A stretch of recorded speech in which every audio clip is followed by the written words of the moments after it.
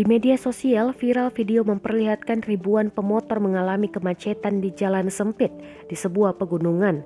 Dalam narasi yang beredar, disebutkan pemotor itu tengah mudik lebaran melalui jalan tikus untuk menghindari penyekatan. Dari hasil pantauan di video viral tersebut, motor-motor itu tak bisa bergerak. Motor yang dikendarai tampak seperti motor trail. Suara raungan mesin motor dan suara riuh orang terdengar di video tersebut.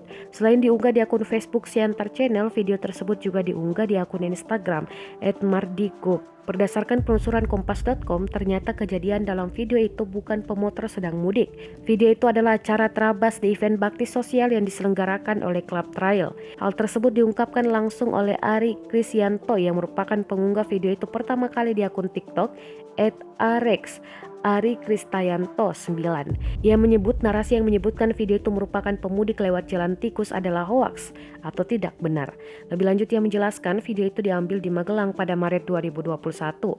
Pemotor itu adalah peserta baksos yang berasal dari anggota komunitas motor trail dari berbagai daerah di Jawa Tengah.